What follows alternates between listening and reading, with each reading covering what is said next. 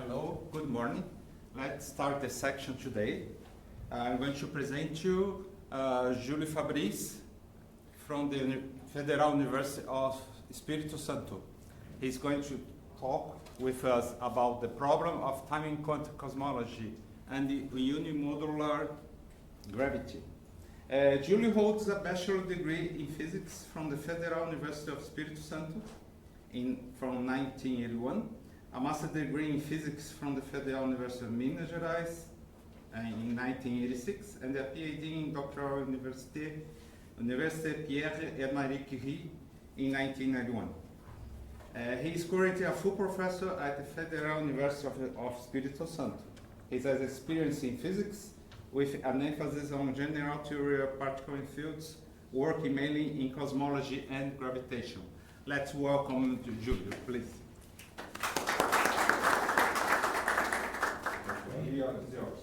Okay.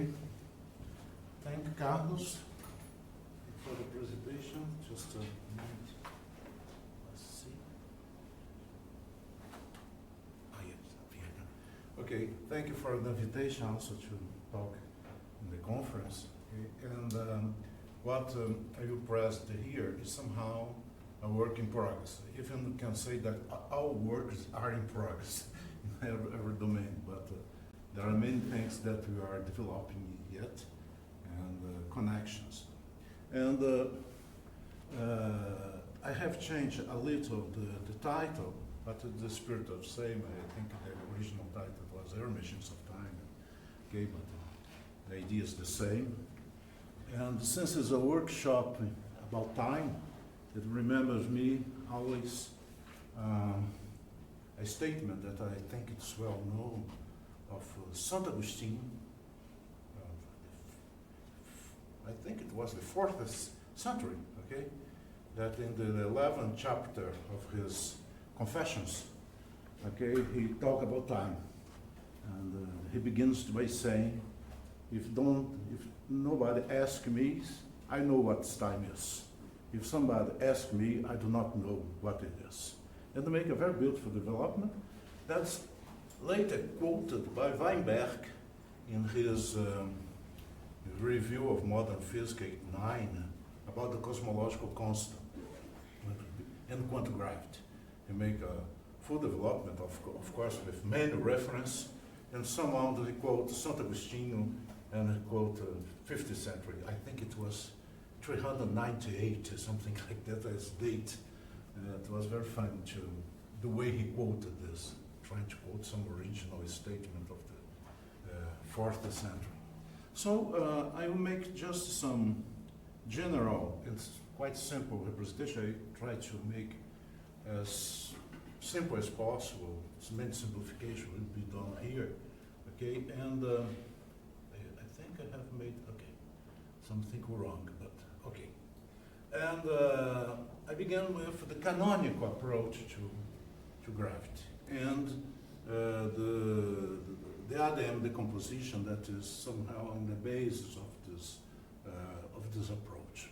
It's a tentative to construct a Hamiltonian formalism from general relativity, a constrained system, and in this way to try to develop an approach for quantum gravity and, as a simplification, quantum cosmology.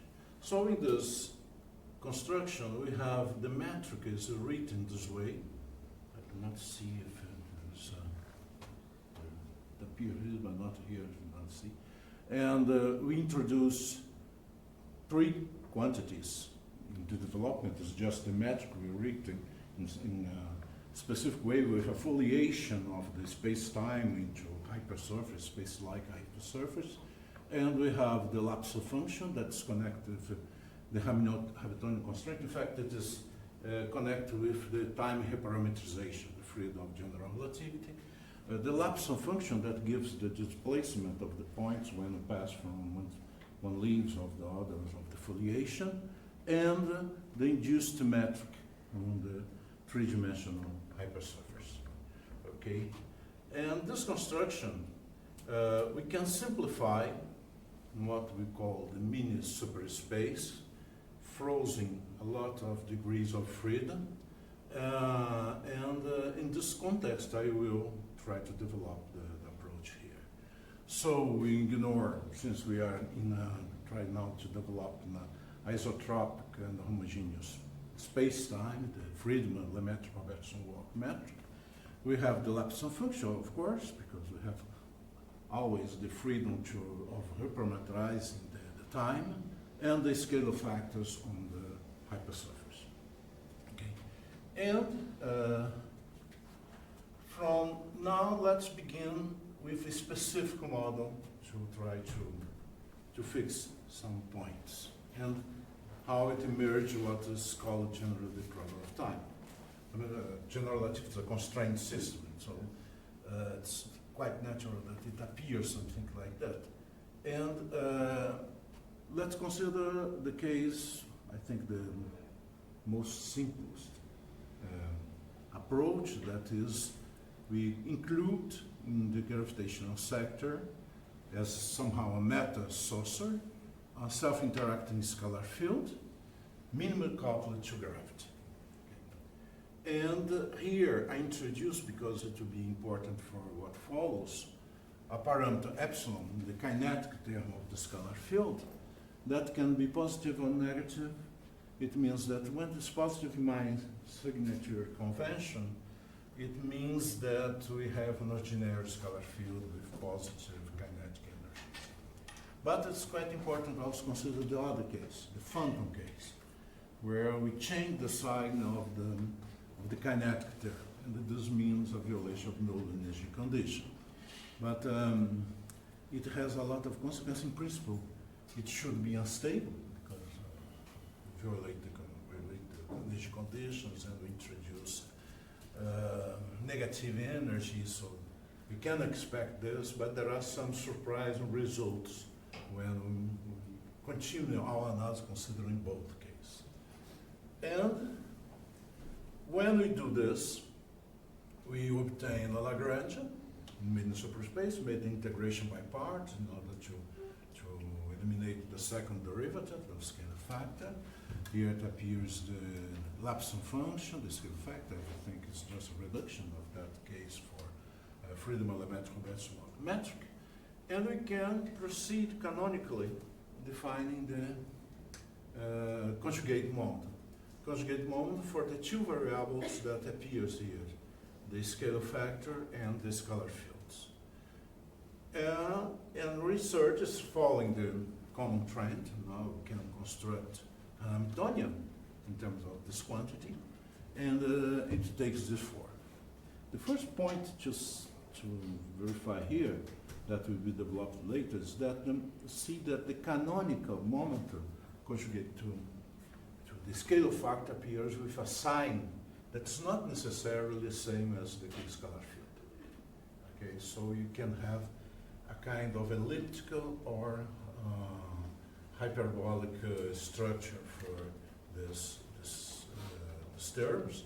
And curiously, when epsilon is equal to -1, that corresponds exactly to phantom case, we found the usual expression that we find in quantum mechanics. Okay.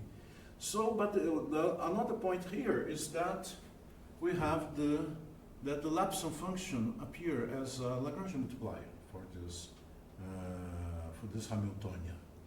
And if now consider that we have a constraint, that means that this calligraphic Hamiltonian age here must be 0. Okay, we end up applying to an unrelated wave function. We end up with this expression that it annulates the wave function. So we have somehow Schrödinger type equation without time, and this is connected with this freedom of time representization. That's a problem because general relativity we have not as in Euclidean. In the usual Euclidean case of the quantum mechanics, a time coordinate that is defined, generated by the Hamiltonian.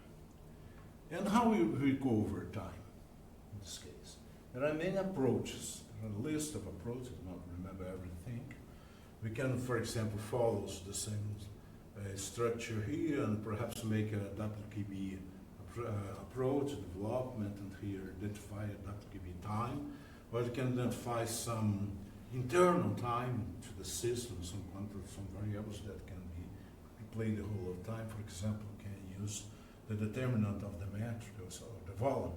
Somehow, I think Kusher has made this approach once, and we can identify many others way to try to recover the time. And as far as I know, the final results are not the same depending on what we choose as the time variable. So, let's now consider the quantization.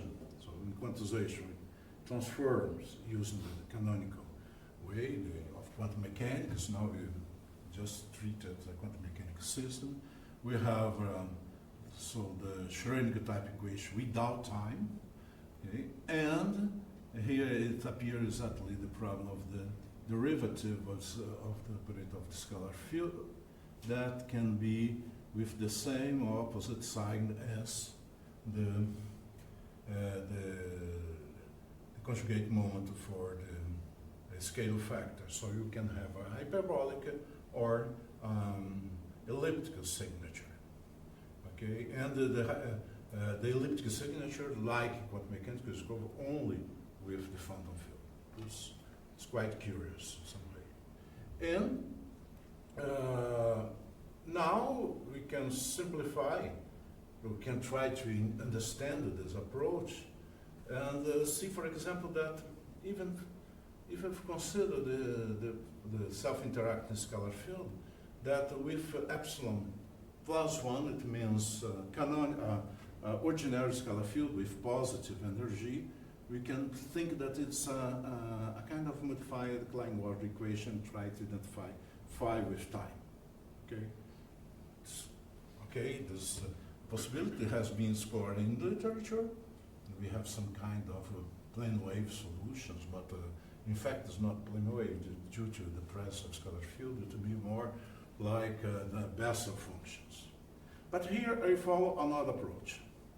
I try some work we have made long time ago, okay, and with Nivaldo, Flavio, and Germano, and following some approaches that has been integrated by Desmarais and Rubakov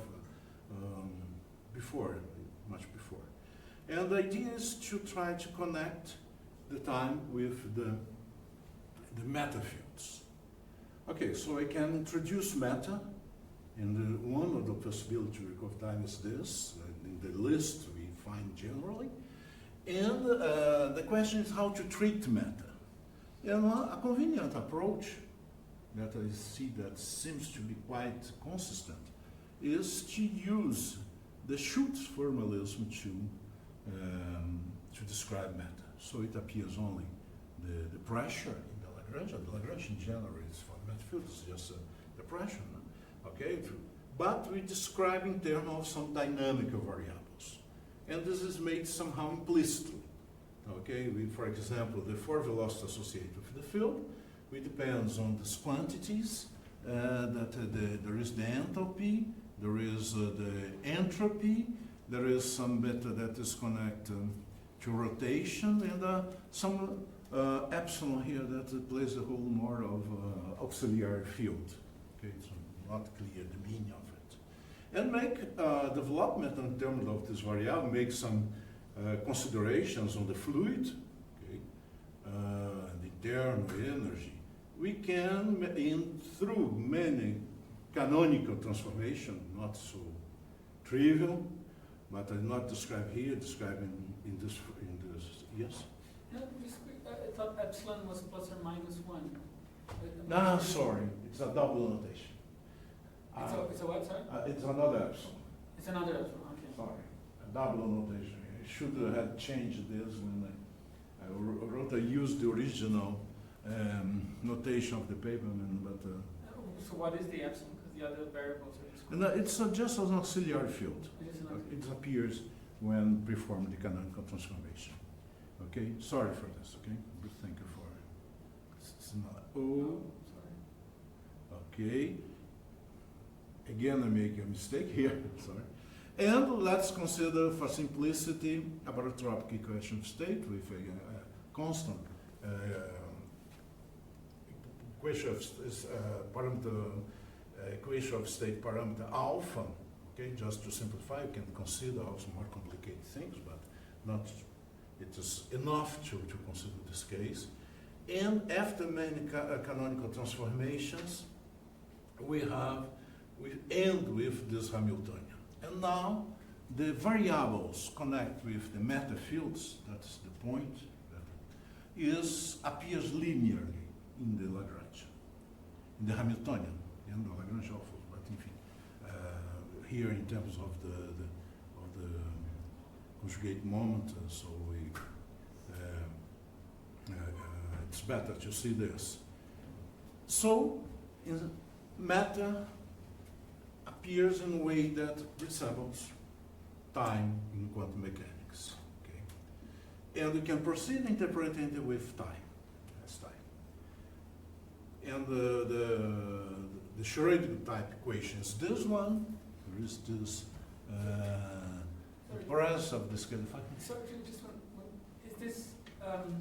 Are you now in the former epsilon equals minus? Are you in the phantom regime now, or? No. For the moment, there is no scalar field. Okay. Not necessarily. You can associate, for example, with consider stiff matter with a free scalar field or exponential, but the results change a little. Okay. If we make another representation, the idea is to explore some fluid with some internal dynamics variables. So there's no phantom here? No. Okay. No. For example, no scalar field as in the beginning. I will return back to that case later. Here time is just connect with the matter fields. So we can solve this equation. And the one point that is very important is that due to the canonical transformation we must perform in order to obtain this expression, time corresponds, the t that appears here is connect with the time coordinate that in the original case, but with the Lepson function given to this expression h3 alpha. Okay, so for example, if you have matter alpha equals 0, we have just the cosmic time. But if you have radiation, we have the conformal time. T is in fact the conformal time. And many other expressions that we are going to see here. And we can solve this equation. It's not so complicated. It's just at the end, if you look at in terms of a stationary state with a given energy, E, this leads to Bessel function type equation. We can fix the condition on the board, and that are connected somehow with the fact that we require also the Hamiltonian to be self-adjoint. In general, it's not self-adjoint, but admits self-adjoint extensions. Okay? And since we have unitary evolution principle in terms of time, and we have this fact that this Hamiltonian, this admits self-adjoint extension by choosing some bothering conditions, convenient conditions, as very canonically, for example, as presence, very similar to what is discussed in this case in the book of Rhythm Science. And we can evaluate the expectation value for the scalar factor following the same steps as in the quantum mechanics case. And the result is quite nice. In terms of this t for any alpha, the expectation value is this one, and it displays a bounce instead of a big band type scenario. What's good, because we hope, it's very commonly quoted, that the initial singularity in the universe must be solved somehow by quantum effects.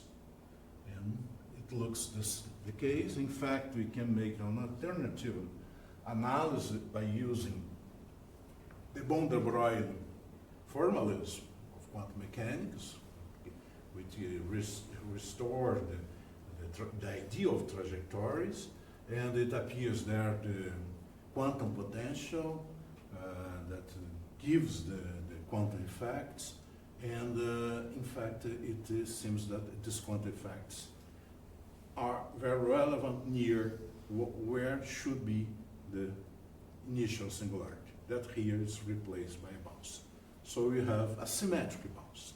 But also there is an important point that recover the classical solutions asymptotically. Okay? Sorry, I just want to clarify something about the first point. When you say the evolution is unitary and all the usual formalism of quantum mechanics can be applied, are you reasoning that the reason why quantum mechanics can be applied is due to the unitary, or is there a fundamental reason why you can be sure that quantum mechanics applies here? I'm using the quantum mechanical formulas following somehow the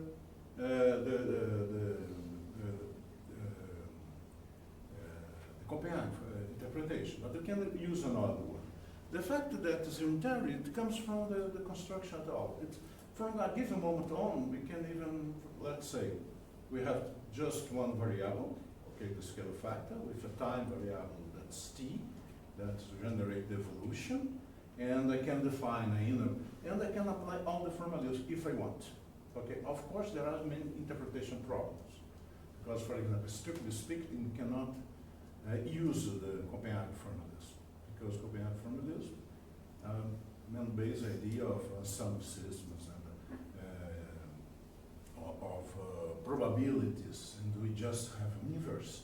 But we can use another way of approach this problem by, for example, following consistent history of the universe or many words interpretation. The interpretation is quite complicated in the sense, because quantum cosmology has this problem of if you have just one system, what to do it. Okay, how to see this. Okay, there are many other in the literature. We find a lot of other interpretations. For example, self-observing universe that has been developed by some authors. And but from when I found that Hamiltonian with a time coordinate, I see, let me use the same idea and try to obtain the expectation value. Of course, computing the expectation value from the conceptual point of view is complicated, exactly because of this problem. But you can make an approach in another way, okay? By looking not exactly at expectation value, but using, for example, this consistency histories or even the von der Broglie, that's quite non-canonical, okay? But the result are the same, is independent of that, okay? The problem here is that we can have a wave function, that the norm of wave functions is time independent, okay? So we can further go in this way and put for the moment the problem interpretation of what I understand by expectation value. But as I said, if you use another approach, the result are the same. We have a bounce, okay? And, okay, so we have recovered the idea of time. But for what follows, what interests me is somehow to look better on particular case of this general solution. And this corresponds to the cosmological constant case. The cosmological constant case corresponds to alpha minus 1. And in this case, the expression is essentially the same for the scalar factor, just a number now, okay, for a bounce. And the asymptotic behavior is the time 1/3. This is why it's not very, does not look at cosmological constant, because we can, if I have a cosmological constant, I should expect the zeta solution asymptotically. But remember that the time coordinate here is given by the canonical transformation that we have imposed to rewrite the expression, and is given in this choice of the Laplace function, t minus 3. In this, classically, the zeta solution takes this form, okay? t 1/3 in this with this choice of the Lapson function. So it's the theta, really, we call it the theta asymptotic. So, but I retain this because it will be important for the what follows, okay? And now, let's think a little bit about cosmological constant. Well, in general relativity, the cosmological constant has appeared from the beginning, you know all that, has disappeared because it's considered not necessary, but at the same time the theta has tried to explain the recession of the galaxy using the cosmological constant, the solution that was, I think, in 1990, something like that. And yeah, but so you can add the cosmological constant to the general relativity equations without problem. In fact, it should be natural to introduce the cosmological constant. Lemaitre in the 30s has already revived the cosmological constant in view of the problem of the age of the universe. Because at that moment, they knew already that the globular cluster was very old, and if you use just a matter-dominated universe, we have a problem with the age of the universe that gives, for example, now, would give 9 billion years, and the globular cluster has about 13 billion years. Even there are some changes from time to time in the evaluation, but now it's quite safe because of the presence of cosmological constant. The cosmological constant makes the universe older. And where is the problem? The problem seems to be when we identify today the cosmological constant as the vacuum energy density. Okay, what has it's natural, and it can do it. At least we can make this marriage between quantum field theory and the general relativity. But we have the observed value because we interpret now the cosmological constant in the lambda Sedem model as the dark energy responsible for the expansion, accelerated expansion of the universe. But we can compute also from quantum field theory. The computation itself, it's quite complicated and does not give a precise value because it depends mainly on the ingredients we put there.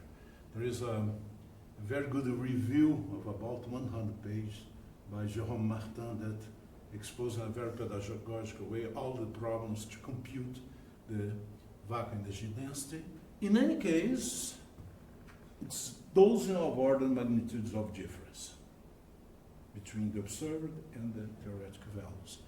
And sometimes they quote 120, but this is an argument in Weinberg paper of 1989 about the cosmological constant because he put a cutoff just to exemplify how it can appear. But in any case, it's very huge, the discrepancy, apparently. And sometimes it's quoted as the worst prediction of all physics because you can have dozens of arguments, 60, 80, do not know, but something like that. So, and this problem seems to appear of this identification because cosmological constant, if you interpret it as a fluid, they have this equation of state, the density, the pressure is minus the density. This has been shown already by Gleaner, 69, 68, I think it was the first, but it's very simple. You just put a fluid and impose that this fluid must be invariant. The equations for Lorentz transformation, find that the equation of state, but this one, it means that you can represent the vacuum energy density. That must be invariant by Lorentz transformation. Okay, but also we can look in the geometrical way. Okay, so there is the fact that Lovelock, I think the beginning of the 70s, has shown that we can construct an arbitrary dimension D, not forcibly, for that the most general equations containing just a second order derivative. That's called Lovelock invariants. It depends on dimensions. So, for example, in 4 dimensions, there are 2 terms. one a constant and the Einstein-Hilbert Lagrange.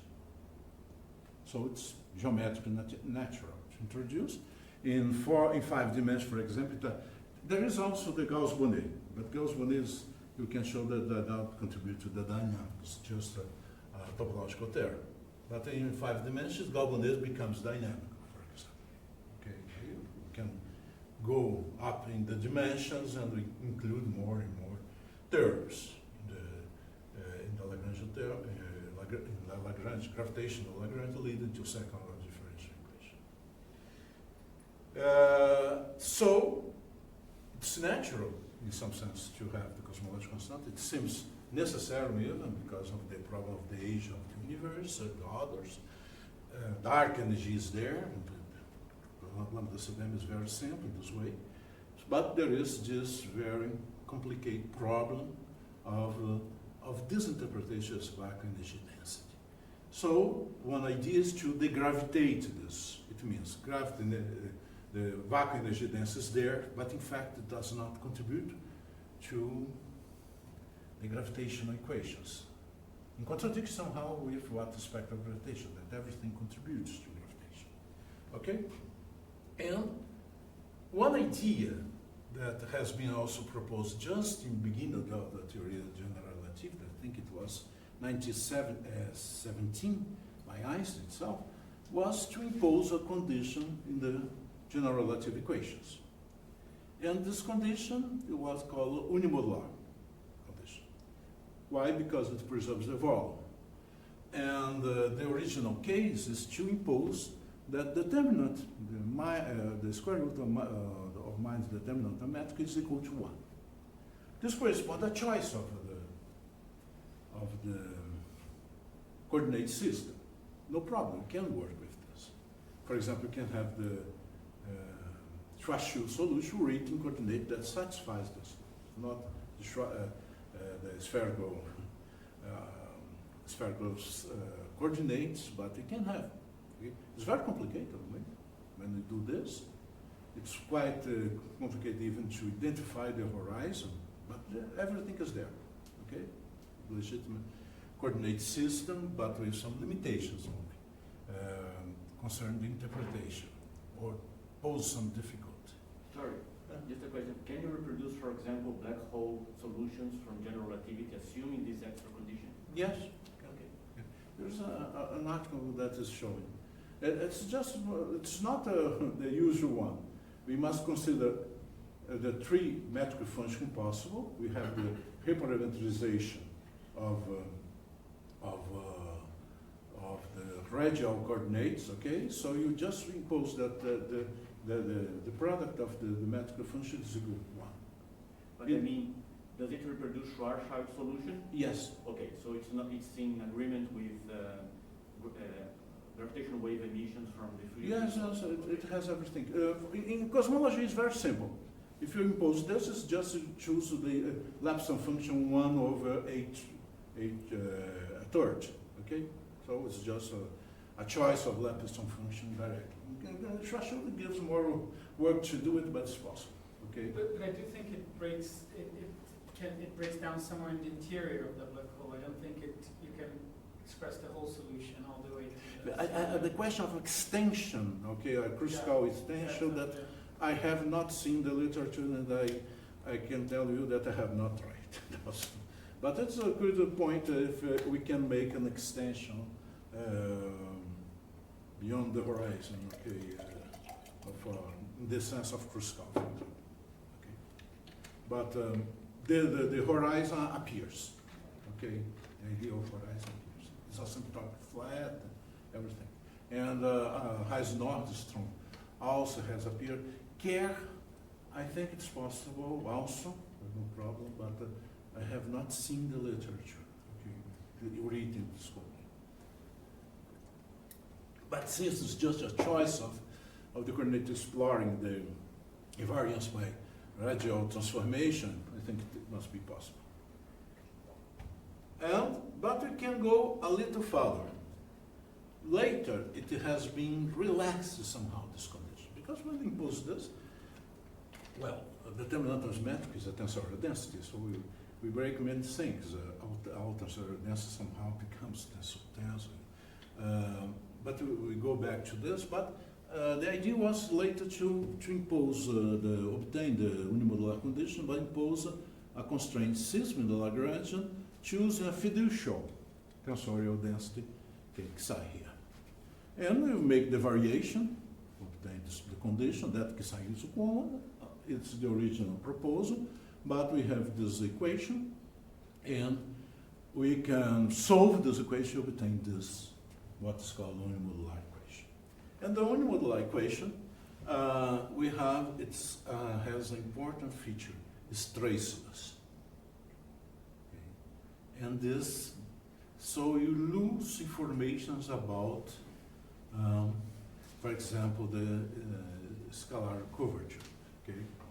And there is one point here that will look directly from this, is that if you take the Bianchi identities, we see that in principle it looks that the energy moment tensor is not conserved. But in general relativity, the energy moment conservation is very important, because it's crucial because it comes from the diffeomorphism of the geometric construction itself. So what's happened here? The problem is that exactly you have lost one information when you have traceable equations. And we can recover the conservation of energy moment tensor, but it's an extra condition. And if you do this, what you obtain the general relativity equation with a cosmological constant. That's very nice. But now, what the general said is that the problem of the cosmological constant problem is at least alleviated. Why? Because it has, it appears now as an integration constant. Okay, okay, since it's good integration constant, we can set it's given by observation somehow. So the connection with the quantum field theory energy, the vacuum energy densities, I have them, I can say that it's somehow lost, and this can at least alleviate the problem. What can I say? But now we have a freedom in lambda. Okay, but it comes from the Lagrangian. We have there it's one term that's a constant. We have also a freedom in G, the cosmological constant. Even if I agree with Josh that he has said that's just a transposition of unities in the original formulation of gravitational theory. There was no G. It's 19th century, the end of 19th century that has been introduced. But in some sense it's also given, forget about this, also by observation development. So, and it's somehow consistent with the Lovelock invariants. Sorry. And, okay. But what is the question? The question here is that in general relativity is invariant by this general transformation, infinitesimal transformation. But in unimodular condition, since G must be a constant, because even if we introduce xi that I have shown, this xi is fixed, it's somehow external field, okay? It's not participating in Lagrangian variation, the variational principle. It must be preserved, and this leads to that unimodular is invariant by a subclass of the diffeomorphism called transverse diffeomorphism. It means this parameter of infinitesimal transformation must be transverse, has divergence equals 0. Okay, but, and this, there is a lot of discussion about equivalence now with general relativity. In many cases, I think it's not. The problem is that now if you make this transformation, it's easy to see here that if you make this transformation, you obtain in principle, the general relativity equation with these terms, okay? Here the coordinate transformation, make the integration. That's the point that depends on you press, it comes back to the origin. So we can say in general that the divergence is a gradient of a scalar, And if it's so, we obtain at the end, after some integration by part, this expression. In general relative, since psi is general, psi must be 0. So it's conserved. But here, no, because of the transverse diffeomorphism, it's allowed. That does not intervene directly in the equations. But in principle, it is given by this. So we can have this generalization. We can have the conservation, of course we can have. It's a choice of mine. But we can have another construction. And what means if it does not allow this? We can give an interpretation. Because, for example, if we identify this term as lambda, it means that the divergence from the unipolar equation of the initial moment tensor is the gradient of the scala, of this lambda. If lambda is constant, we come back to the relativity with cosmological constant. But if lambda is not constant, it's dynamical, what we have is just an interacting model. That's also considered here. That means dynamical cosmological term, not called anymore constant. Okay. Sorry, So I'm a little confused. First you said lambda was a integration constant, and now it's been dynamical. now it's become dynamical. If it's constant, we have the conservation constant, and it reappears as an integration constant. But if we are not obliged, due to the transverse Oh, diffeomorphism, right. we're not obliged anymore to So it's, consider. yeah. And so I quote just a phrase by Eischen, 92, okay, concerning this problem about the unimal law, that reading for them gives some curious impressions. The following: that with the modular graph, the modification of the general relativity in which the cosmological constant is considered a dynamical variable. Okay, a cosmological time is identified with variable conjugate to lambda. Okay, and constraint, and the constraint yield the Schrödinger equation with respect to the time. He just said this about about the unimodular graph that develops in a canonical way later this article, but there is also an article by Eno and Title Point a little before, I think the 9, that makes exactly the same considerations and consider time is conjugate to cosmological constant. So just to clarify, so here you're imposing this other condition that the covariant divergence of the energy momentum tensor is the gradient of a scalar field, right? And then Yes, the that's- gradient of scalar field that I can choose as a constant, so it can satisfy also the conservation. Right. Okay, but But as long as that condition is satisfied, then lambda could be dynamic also. And then you can see something like the decay of the vacuum energy. Okay, but this is what follows. I will not consider exactly this. Let's see the consequence now of performing all the transformations that we have made before. But now in the context of this constrained system with this Lagrange multiplier, in order to encode the unimodular condition. So we put that Lagrange in the minion superspace. Here there is I change a little notation here. I don't know why. Okay, for some reason. Okay. And if you try to obtain the Hamiltonian, the gravitational Hamiltonian, obtain this one, it appears, of course, the Lagrange multiplier. And if I eliminate the Lagrange multiplier using the unimodular condition, that means the determinant of the metric is equal to psi, okay, and we obtain again the usual Hamiltonian as we found previously. And again, we have the Hamiltonian constraint that it seems the time does not exist. Okay, that's quite curious because. But now we are considering psi as a Lagrange multiplier that can take any value. Okay, it's an external one because it's not dynamically determined, but it somehow restores the invariance with the arbitrariness of the Lepson function. Now So we recover everything as before, and the probability of time is there. But let's go to the original case. In this case, the original case, the question is that the lapse function is fixed, because I put the determinant of the metric equal 1. Of course, I fixed this lapse function, and of course, I broke this, so the invariance of respect to the time reparametrization.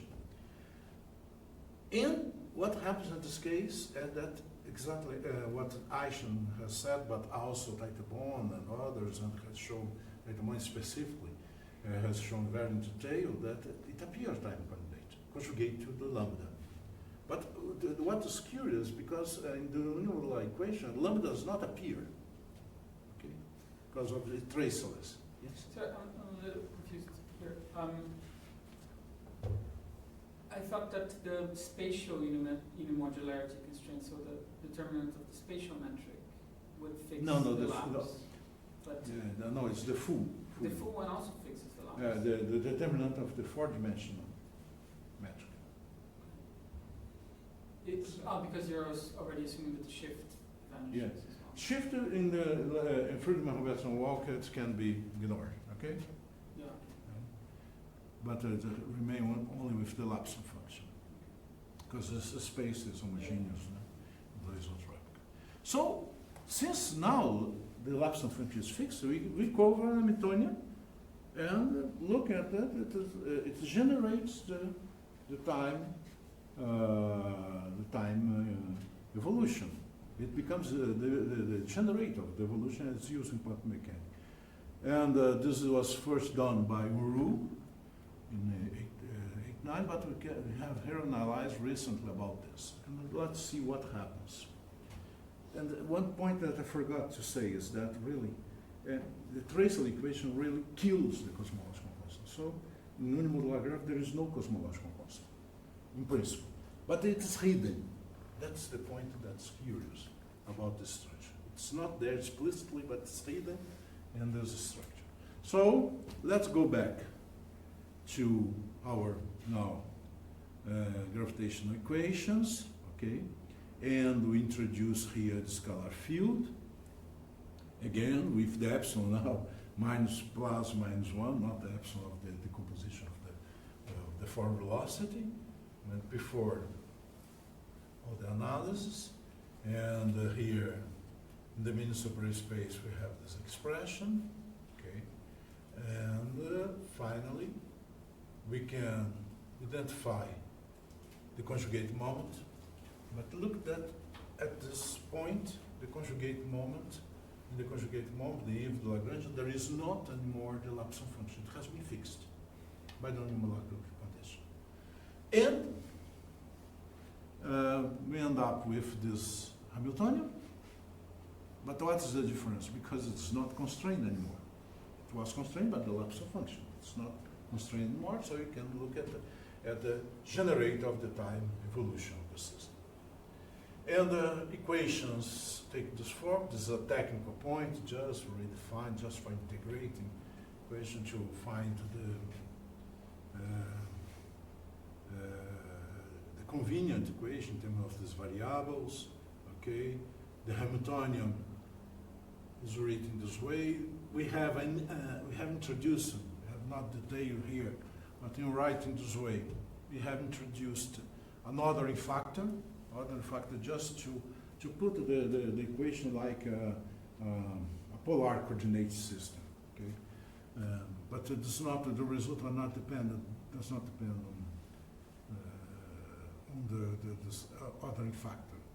Some constant change, but not the overall behavior. We can define, as usual, an internal product, and we can verify if this operator is a Hermitian, if this ordering factor is fixed, somehow the ordering factor, and we can see if this if it's self-adjointed. In fact, we look for the Neumann deficient index, and it is given, the solution given for this equation 34, and it's not self-adjoint, but as in the previous case, general relativity with matter fields, it admits extensions, self-adjoint extensions, since the efficiency index are equal and equal to 1. Okay. If it were different, the Hamiltonian would not be self-adjoint, and neither would admit a self-adjoint extension. So we can look now for states of this, of stationary states. We can insert this because now we can say that the Hamiltonian is equal to the time derivative in that, in a time determined by the molar condition, and we solve it, okay, some points, and now there is some points that must discuss is the following. Now the result in principle depends on the value of epsilon. It means that if you have a scalar field, ordinary scalar field, or a fundamental scalar field. And then you have ordinary scalar field, and look just for Schrödinger-like equation, we concluded that the wave function must not depend on the scalar field. Otherwise, the energy would, what called energy here, would not be positive. If it not be bound from below, so if not bound from below, we can expect some instability. That was the criteria we have used. And in this case, so the equation becomes very simple since there is no dependence on the scalar field. And but in the other case, actually, the phantom case, we can allow for a dependence on the scalar field. That is quite surprising. And the energy is bound from below. We can say that it's positive, or can be made positive. Okay, and we can express the solution now in a much more complicated. There's some function, but much more complicated. It's just the order of the that's different. If chi is equals 0, that is the separation constant for the scalar field, we recover the previous result. Okay, and we can construct the wave packet, okay, by making a superposition, and we choose this construction with this superposition factor of 42 here. Why this? It's very simple, because in the Grandstein-Hesik it leads to a very simple integral. There are other possible, but much more complicated to analyze, but as far as we can verify, it does not depend, of course, on the construction of the wave factor. If it satisfies the required boundary conditions, okay, etc. So we construct this, and we obtain this final expression for, we can compute the expectation value of the scalar factors before, and the result is this one. It's the same as before.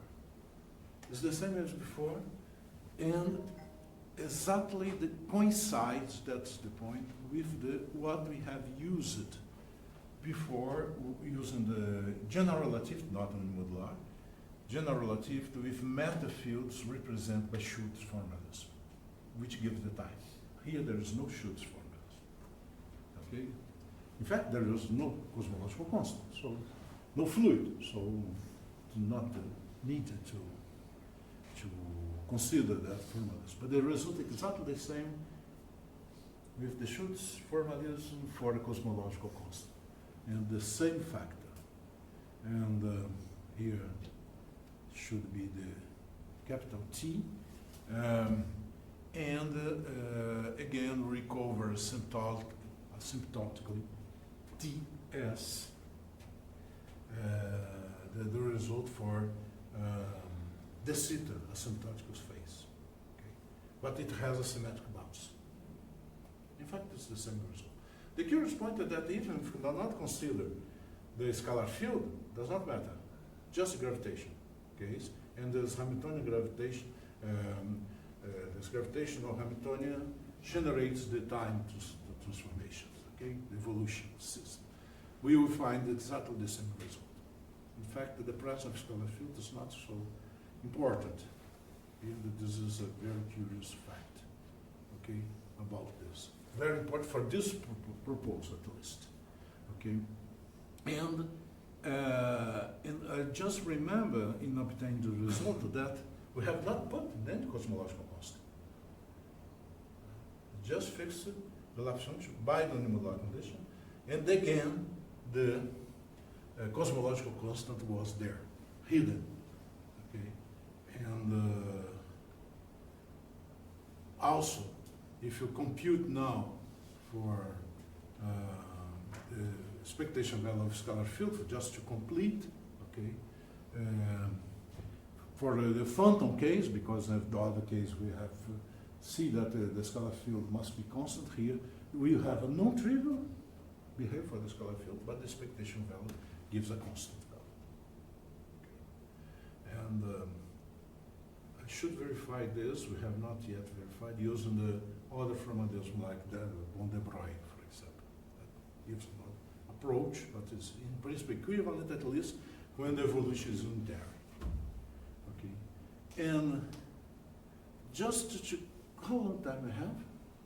Or no time? 5 minutes? Okay, just to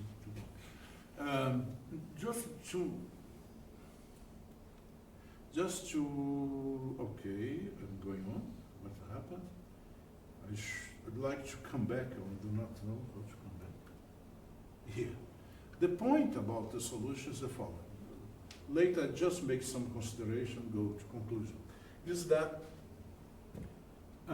this seems exactly to illustrate what, at least my point of view, what Unruh and Teitelbaum and the others in the literature has said about the unimodular case. In the unimodular case, time is conjugated to the cosmological constant, the variable conjugated to the cosmological constant. What's surprised, because cosmological constant is constant. Okay? But in the unimodular graph, again, cosmological constant does not appear. It's hidden. It appears when we develop the system. It appears in some cases, showing that it's somehow contained in the formalism. And of course, when in this case, I ask myself, because when you say it's time is conjugated to the cosmological constant, it means that the cosmological constant, by definition, is not dynamic. It's constant. Okay? And what we have seen here, but in this way, when we use the unimodular constraint, it coincides with a dynamical cosmological term, let's avoid the term constant, using some the Schutz formalism for some dynamical degrees of freedom. We can think not only the Schutz formalism, Ryan has another formalism for describing matter and the dynamic way, of course. And there are many other proposals in the literature. And this illustrates, in my point of view, this statement. Perhaps there is a connection. Okay. And if the unimodular theory is applied, we can have a connection that is not clear in the general relativity situation. I do not know if it can be extended to general relativity. I think not, because in general relativity, we see that cosmological constant appears as a Lovelock invariant, the most trivial one. What we have done later, just pass very quickly, is to extend the case for scalar tensor theory like Brasik 1. And so we have no minimal coupling, but we can perform a conformal transformation, okay, and put the minimum coupling, but must come back later. But the comeback is this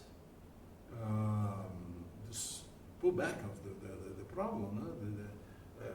In principle, it can be obtained because of the scalar factor is constant. In fact, if you see that must be constant, not have some unstable system. Okay, but there are some subtlety I will not develop here. Just to say that we have made analysis that if we perform first impose the unimodular condition, then we make the conformal transformation, we obtain a system that we have not been able to analyze because it's not possible to decouple the equations analytically as we have been before. Must make some numerical treatment. At least we were not able to do it. And numerical, it's not a problem. You can do it, but must be very careful because computer always you ask something to it. It given you an answer. The problem is the answer makes sense or not. What's the answer finally? So it's not complicated, but of course this case. But there is another possibility that it's more or less quite obvious that first we make the conformal transformation, then we impose the unimolar condition, we come back exactly to the same problem as before. So the scalar factor, the scalar field must have constant expectation value. In some cases, must be really constant, not to have stability. And all the results found before recover, obtain again the time as generated by the Hamiltonian with the in the context of the unimodular condition. So it's natural, just a consideration that make imposing the unimodular condition before or after the conformal transformation. It's natural that gives not in principle the same result because what we call determinant in one case, it's not the determinant in another case, automatically, okay, because there is the conformal factor. Okay. And just to conclude, so first, unimolar gravity generates a mechanism that can alleviate, at least alleviate the cosmological constant problem. Because it may appear, if we impose the energy momentum, conservation of energy moment tensor as an integration constant. So some connections that are made, usually non-connective dark energy becomes much weak, much more weak. And in unimodular gravity, either in classical, that was already know, but also in quantum level, the cosmological constant is there hidden. Okay. And this hidden cosmological term appears as a time coordinate. That's an necessary point. It gives a time coordinate. And perhaps, of course, in unimodular gravity, now at the beginning was just a choice of coordinate, system of coordinates, but now it has been discussed mainly with respect to the cosmological constant, and perhaps with the problem of that, okay? Because it becomes more or less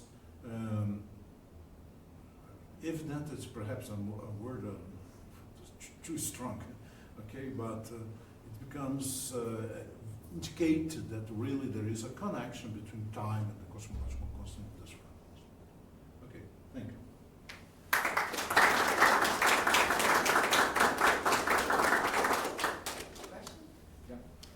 Just a comment.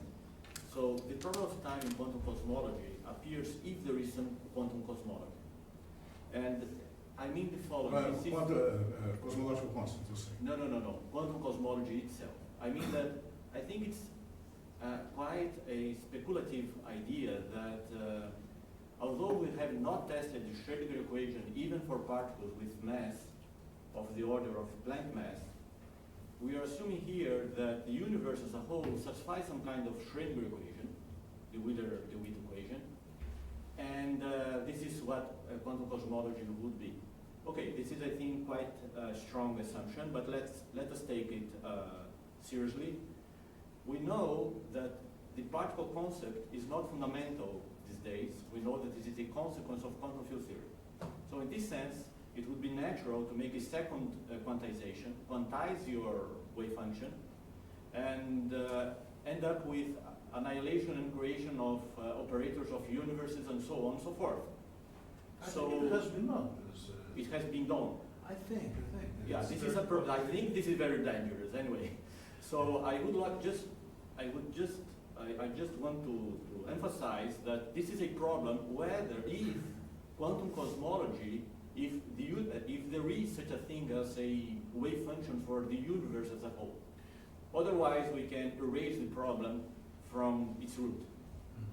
Yeah, the foundation of quantum cosmology, I agree with you, has luckily perhaps not so strong as we could expect.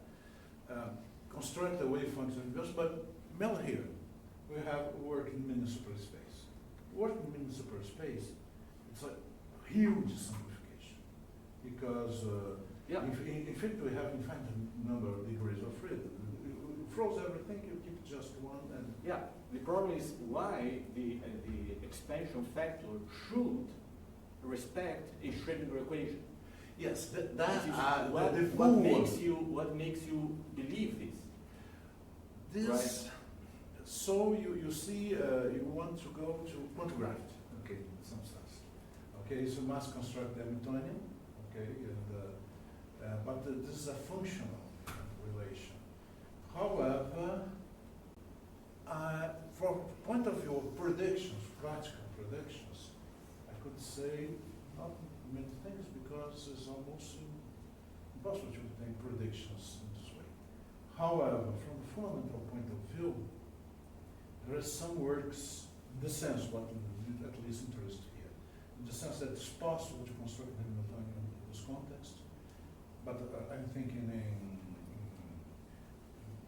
modular, but we can think in general relativity. Just modular is just a restriction. We have changed the structure, and but in this case, in general relativity, the problem would be to find this really the with equation would be this. But as far as I know, it's almost intractable, and with problem. There is many people who says it makes sense to this question. Right. So it's very defensive way of answer because I think it's open to question somehow. Of course, I think from the beginning, because even though we must think that this canonical approach is based already in some restriction. There is a foliation of the space-time. There is a time coordinate that we can try to identify that the lapse function gives the evolution from one leaf to another leaf. So. It's not the complete general relative equation. We can begin by this. For example, even if we can say that what is not considered is quite pathological, for example, Gödel, but in any case, it's not all possible configuration that we're taking. And the symmetry principle is different too, right? You only have this transverse this special diffeomorphism. So it's for unimodular. Yeah. For unimodular, we have just the transverse. That I say, when I began, I said that it's something in progress for us, but I think not only for us, for many others, because many others say that it's possible to recover the full diffeomorphism. Personally, I do not see how, because the construction itself is based on a fixed determinant. But it's somehow an incomplete theory. That's true, because even if, or either you fix the determinant of the metric equal 1, it's okay, it's fixed.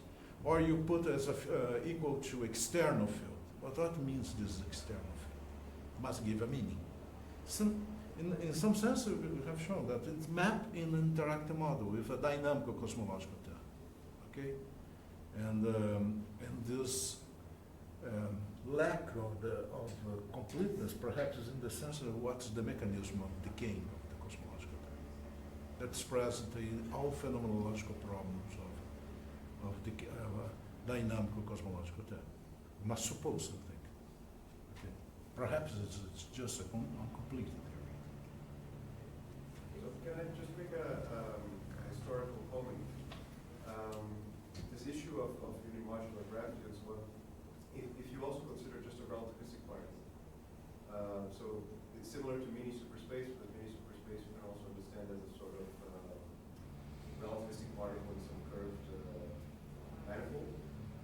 If you consider a relativistic particle, you have the mass shell constraint that you constrain your form momentum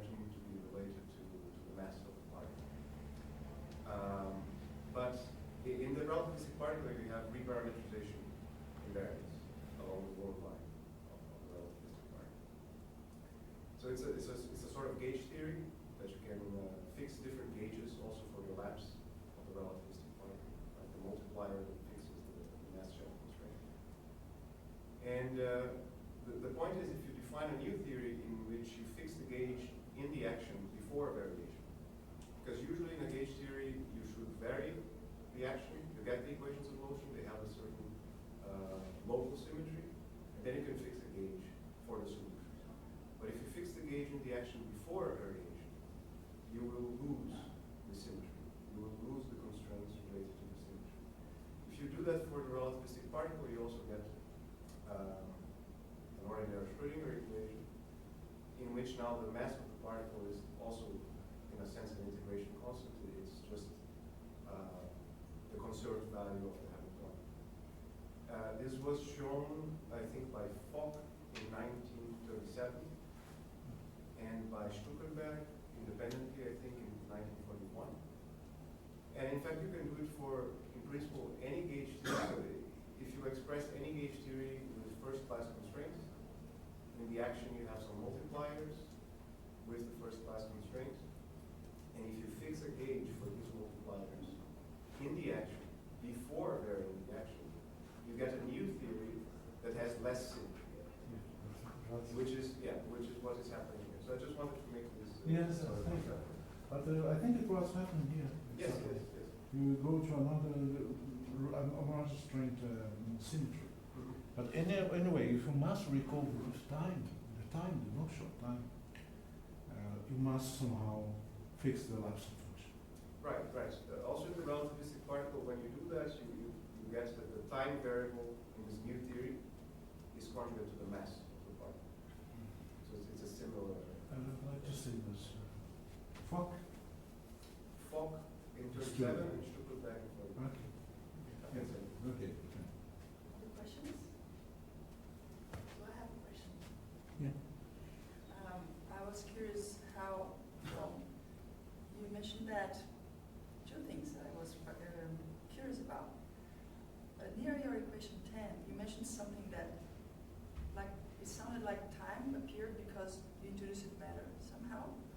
And the other question is related to that fact that the cosmological time is a conjugate of lambda, right?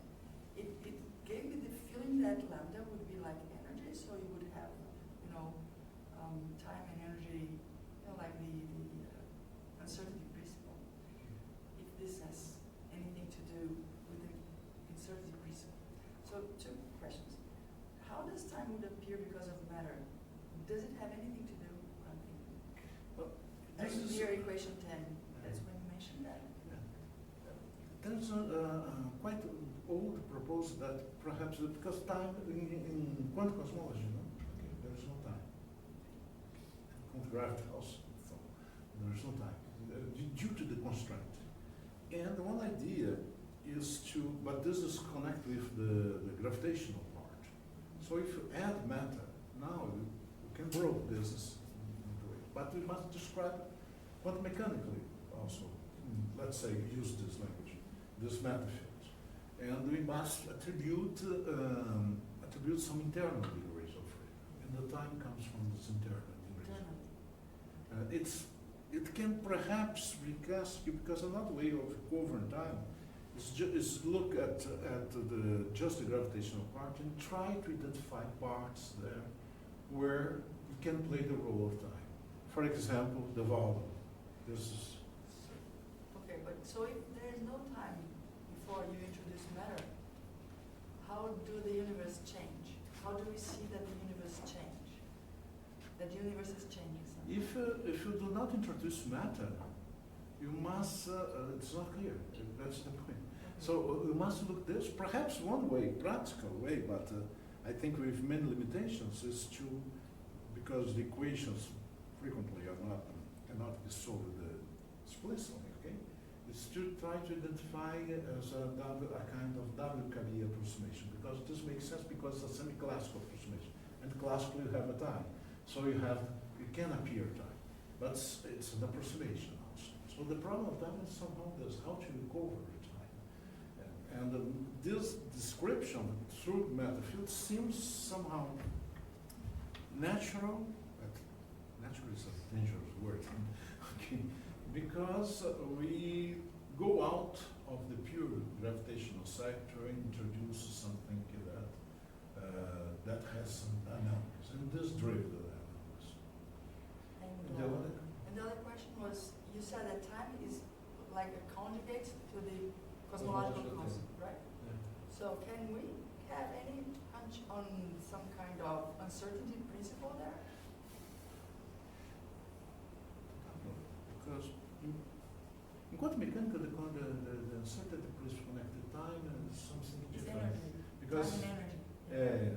it's energy, but it should be perhaps some connection with some uncertainty principle. Because if you think that we have conjugate a variable and conjugate moment, we should have some kind. I have not seen this. Yeah. And in the analysis, I think the most